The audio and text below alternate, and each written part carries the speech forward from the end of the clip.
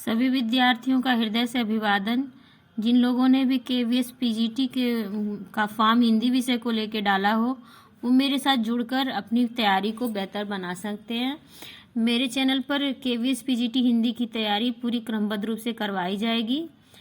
इसी क्रम में प्रस्तुत है आरोह भाग 2 से पाठ 1 हरिवंश राय बच्चन का आत्मपरिचय, जो हमारे सिलेबस में लगा हुआ है। तो शुरू करते हैं पाठ को बिना देरी किए। और पसंद आए तो चैनल को लाइक शेयर सब्सक्राइब जरूर करें। और जो भी लोग पीजीटी हिंदी से तैयारी कर रहे हो केवीएस की, उनको आप मेरे चैनल्स के साथ जरूर जोड़ने का प्रयास करें। तो शुरू करते हैं। हरिवंश राय बच्चन पाठ 1 आत्मपरिचय। पहले इनके बारे में कुछ बेसिक जानकारियां दी गई हैं, इनके जीवन चरित्र के बारे में। उसके बाद कविता के बारे में थोड़ी भूमिका बनाई गई है। तो शुरू करते हैं पाठ 1। जन्म हरिवंश राय बच्चन जी का जन्म सन 1907 में इलाहाबाद में हुआ। इनकी प्रमुख रचनाएं हैं मधुशाला 1935, मधुबाला 1938, मधुकलश 1938, निशा निमंत्रण, एकांत संगीत, आकुल अंतर, मिलन यामिनी, सतरंगिणी, आरती और अंगारे, नए पुराने झरोखे, टूटी फूटी कड़ियाँ, काव्य संग्रह, ये सभी काव्य संग्रह हैं। क्या भूलूं क्या याद करूं, नीड़ का निर्माण फिर, बसेरे से दूर, 10 द्वार से सोपान तक, ये आत्मकथा है 4 भागों में इनकी। हैमलेट, जनगीता, मैकबेथ, ये अनुवाद है इनके। प्रवासी की डायरी, डायरी विधा की इनकी रचना है।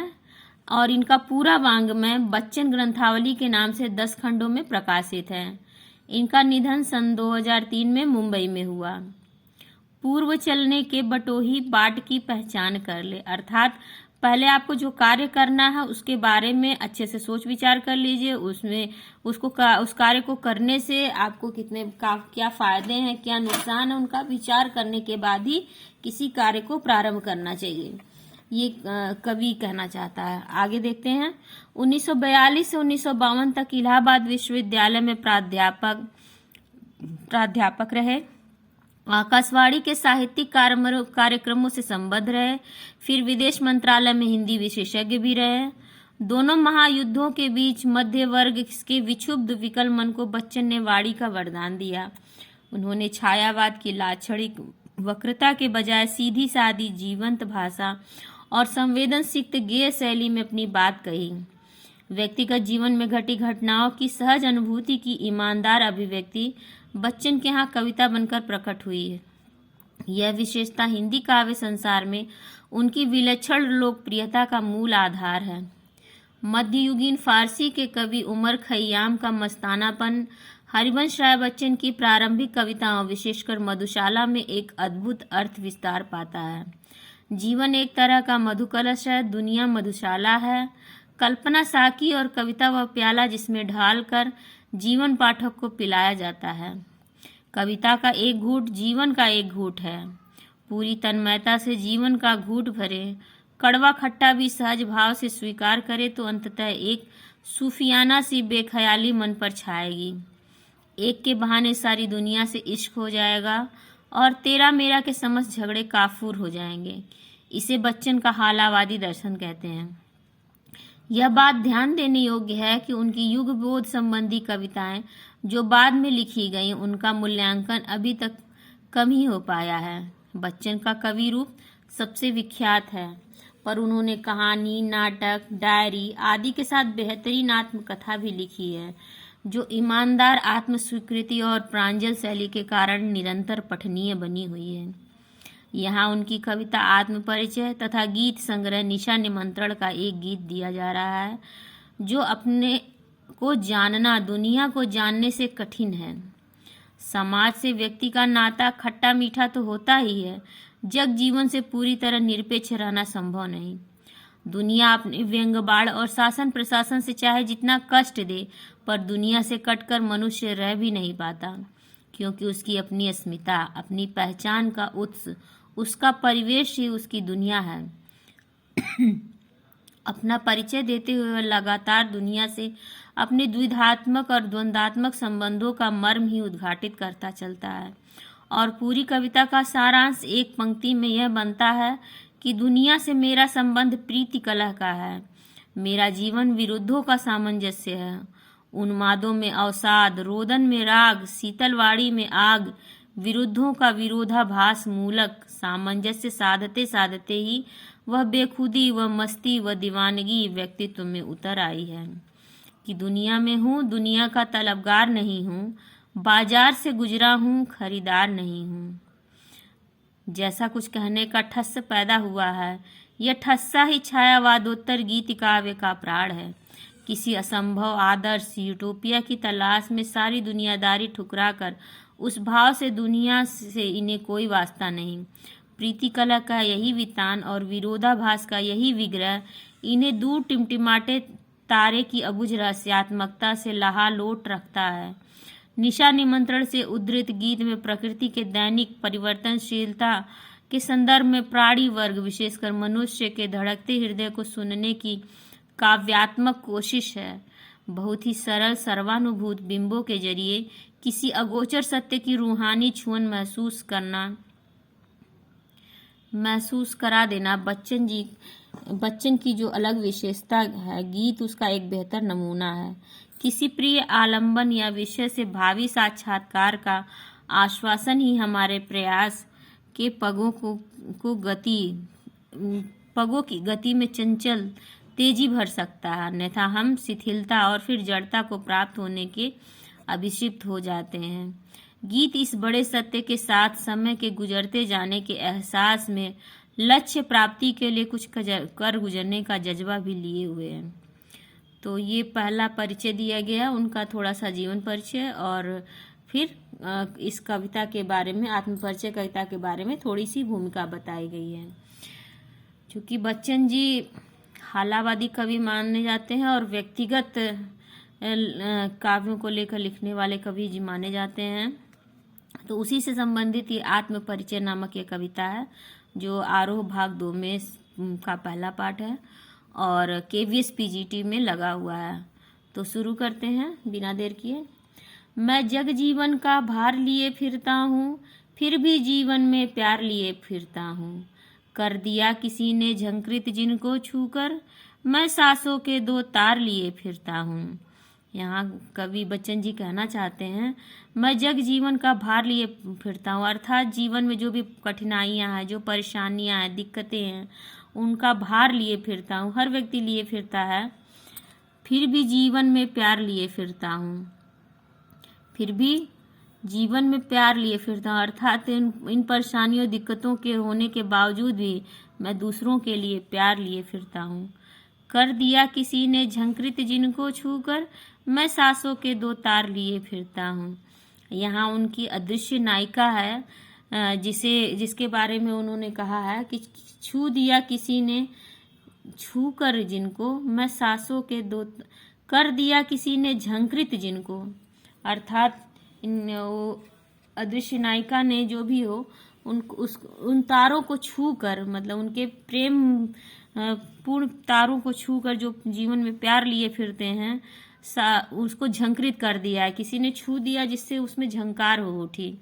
मैं सांसों के 2 तार लिए फिरता हूँ, और अपनी सांसों के 2 तार लिए कभी फिरते हैं।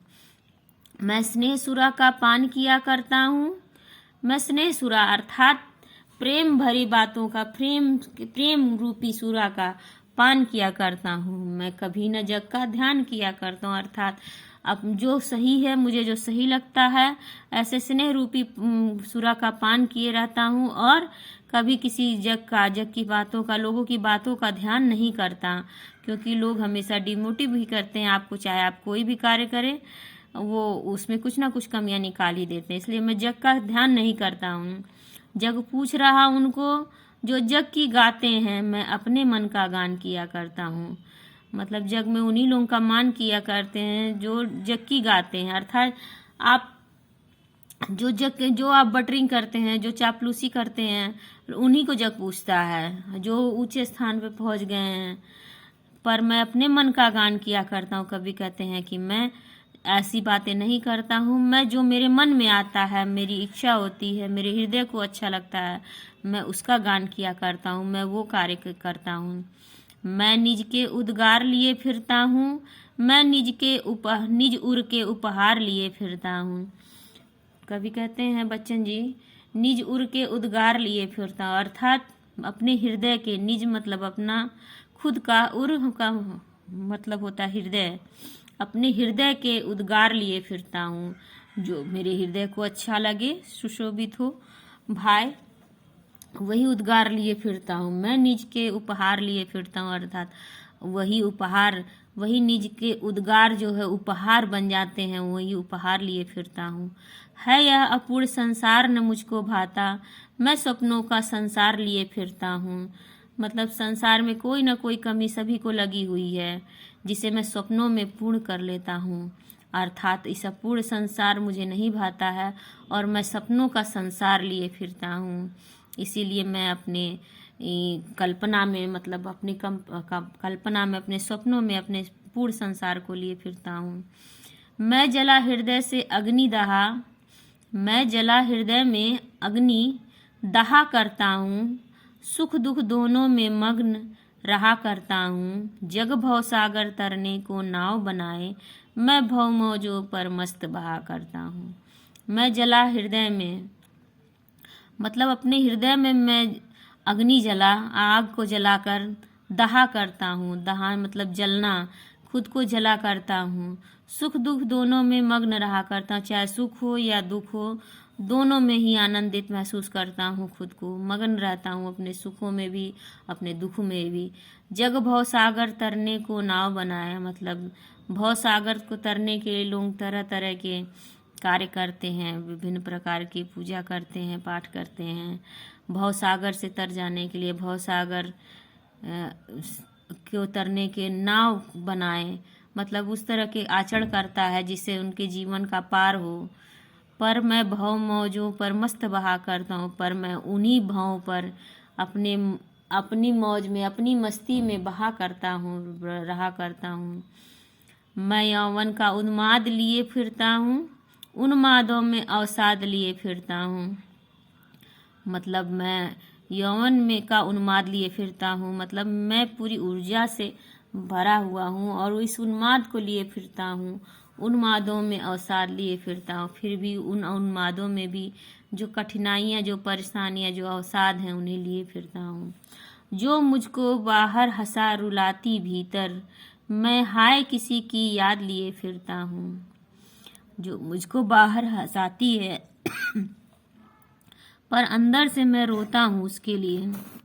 बाहर से तो मैं हंसता हूँ पर भीतर ही भीतर रोता रहता हूँ, रुलाती है उसकी याद। मैं हाय किसी की याद लिए फिरता हूँ और कभी उसकी यादों में अपने आप को बहाता है, मतलब उसकी यादों में से रुलाता है। उसकी यादें उसे हंसाती हैं, वो उसे हंसाती हैं और उनकी यादें उन्हें रुलाती हैं। और किसी की याद लिए फिरता और उसी की याद को अपने मन में कभी लिए फिरता है। कर यत्न मिटे सब सत्य किसी ने जाना, नादान वही है हाय जहाँ पर दाना। कर मूढ़ न क्या जग को इस पर भी सीखे, मैं सीख रहा हूँ सीखा ज्ञान भुलाना। कर यत्न मिटे सब, मतलब प्रयत्न करने पर भी जो मिट जाए, सत्य किसी ने न जाना। वो सत्य किसी ने नहीं, कोई जानने का प्रयास नहीं करता। नादान वही है हाय जहाँ पर दाना। फिर भी मूढ़ न क्या जग को जो इस पर भी सीखे, मैं सीख रहा हूँ सीखा ज्ञान भुलाना। वही नादान है जो सत्य को जानने का पूरा प्रयत्न करता है, जहाँ पर दाना है, अर्थात जहाँ पर आपका प्रारब्ध है। फिर भी मूढ़ न क्या जग को, फिर भी मूढ़, मूढ़ का अर्थ होता है मूढ़ व्यक्ति, अर्थात पागल कह सकते हैं। जग को जो इस पर भी सीखे, मतलब वो सभी जग को मूढ़ कहते हैं, मतलब मूर्ख कहते हैं। जो इस पर भी सीखे, मैं सीख रहा हूँ सीखा ज्ञान भुलाना। जो दुनियादारी को सीखे, मतलब दुनियादारी के प्रति आचरण करे, वो झूठे उसमें रहे, झूठे आवरण में, झूठे मुखौटों को लेकर के जिए। मैं सीख रहा हूँ सीखा ज्ञान भुलाना, मैं ऐसे ज्ञान को भुलाना सीख रहा हूँ। कवि कह रहे हैं मैं और जग को और कहाँ का नाता, मैं बना बना कितने जग रोज मिटाता। मैं और जग, मैं कवि खुद को कहते हैं, और जग, और मैं और जग मतलब ये दुनिया, कहाँ का नाता, कैसा नाता है हमारा और मेरा और जग से, इस दुनिया से, समाज से। मैं बना बना कितने जग रोज मिटाता, कभी अपनी कल्पना में न जाने कितने जग बनाता है रोज और उनको मिटाता है। जग जिस पृथ्वी पर जोड़ा करता वैभव, जग जिस पृथ्वी पर जोड़ा करता वैभव, जग मतलब संसार, समाज जिस पृथ्वी पर अपना वैभव संपन्नता के प्रयास करता है, एक एक सामग्री जुटाता रहता है, मैं प्रतिपग से उस पृथ्वी को ठुकराता। मैं हर पग से, हर एक चरण से उस पृथ्वी को ठुकराता हूँ। जहाँ लोग केवल हाड़ तोड़ मेहनत कर रहे हैं, केवल ना जाने किस अंधी दौड़ में दौड़ रहे हैं धन संपन्नता के लिए, मैं उस पग से, मैं प्रतिपग से उस पृथ्वी को ठुकराता। मैं हर कदम से, हर कदम कदम पे ऐसी पृथ्वी को ठुकराता हूँ जहाँ पर केवल कंपटीशन अर्थात केवल वैमनस्यता है सबके बीच में। मैं निज रोदन में राग लिए फिरता हूँ, शीतलवाड़ी में आग लिए फिरता हूँ। हो जिस पर भूपों के प्रसाद निछावर, मैं वह खंडहर का भाग लिए फिरता हूँ। मैं निज रोदन में राग लिए फिरता हूँ मतलब मैं रोने में भी काव्य लिए फिरता हूँ, राग अर्थात कविता लिए फिरता हूँ। शीतलवाड़ी में आग लिए फिरता हूँ, शीतलवाड़ी में अर्थात सीधी सादी भाषा में भी आग लिए फिरता हूँ मतलब लोगों के अंदर उत्साह जो जगा दे, ऐसी आग लिए फिरता हूँ। हो जिस पर भूपों के प्रसाद निछावर, भूपो अर्थात राजा, प्रासाद अर्थात उनके महल निछावर। हो जिस पर भूपों के प्रासाद निछावर मतलब जिस पे मैं वह खंडहर का भाग, मैं उस खंडहर का भाग लिए फिरता हूँ जिस पर राजाओं के बड़े बड़े राजमहल निछावर होते हैं।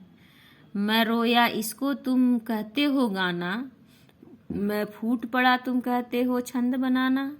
क्यों कवि कहकर संसार मुझे अपनाए, मैं दुनिया का हूँ एक नया दीवाना।